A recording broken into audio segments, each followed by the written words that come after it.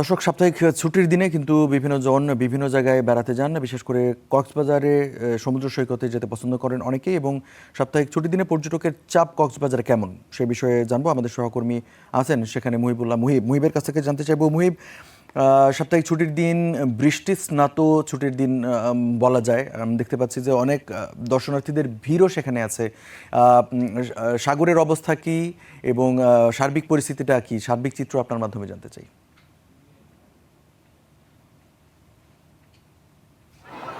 আসলে সকাল থেকে মূলত মুষলধারে বৃষ্টি হচ্ছিল কক্সবাজারে, রাতেও প্রচুর বৃষ্টি হয়েছে। তবে বৃষ্টির মধ্যেও আসলে কক্সবাজার সমুদ্র সৈকতের 3টি পয়েন্ট কলাতলি, লাবণী এবং সুগন্ধা পয়েন্টে বিপুল সংখ্যক পর্যটক দেখা যাচ্ছে। কারণ অনেকে আসলে শীতকালীন মৌসুম বা পর্যটন মৌসুমে আসলেও কিন্তু বর্ষাকালেও বেশ কিছু পর্যটকের সমাগম আমরা দেখতে পাই। তারই ধারাবাহিকতায় কিন্তু আজকেও যেহেতু সাপ্তাহিক ছুটির দিন, এখানে বিপুল সংখ্যক মানুষ কিন্তু এসছে এবং তাদের নিরাপত্তায় সিসেফ লাইফগার্ড, বিচ কর্মী এবং ট্যুরিস্ট পুলিশের পাশাপাশি আমরা জেলা প্রশাসনের একজন নির্বাহী ম্যাজিস্ট্রেটকেও দেখতে পেয়েছি। তিনি এখানকার যে শৃঙ্খলা সেটি বজায় রাখার জন্য যা যা করণীয় সবকিছুই করছেন বলে আমাদেরকে জানিয়েছেন। এবং যেহেতু বর্ষাকাল বা পর্যটন মৌসুম নয়, সেক্ষেত্রে হচ্ছে হোটেলগুলোতে চাপ না থাকলেও তবে তারা যে আশানুরূপ পর্যটক আশা করেছিলেন সেই ধরনের পর্যটক এখানে রয়েছে।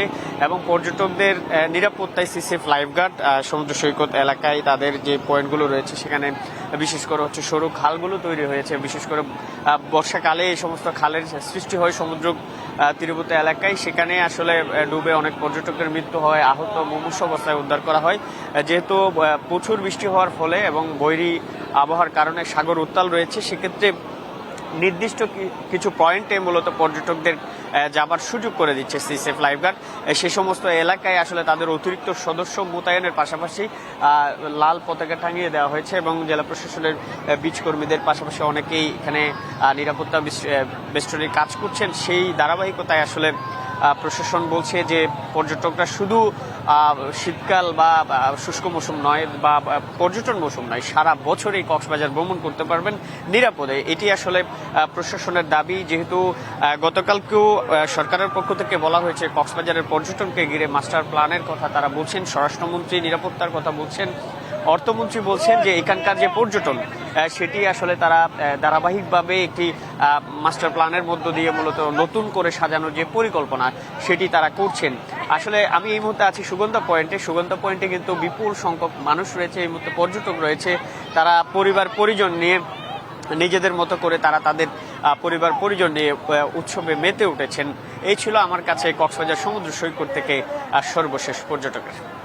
মুহিব, আপনাকে ধন্যবাদ। দর্শক, কক্সবাজার সমুদ্র সৈকতের সুগন্ধা পয়েন্ট থেকে জানাচ্ছিলেন সহকর্মী মুহিব। আপনারা জানেন যে সাপ্তাহিক ছুটির দিনে মানুষ ঘুরতে পছন্দ করে এবং কক্সবাজারে সেই চিত্র আসলে সবসময় দেখা যায়। পর্যটন মৌসুম নয়, তারপরও আপনারা লক্ষ্য করলেন যে কি পরিমাণ মানুষ সেখানে ঘুরতে গেছে।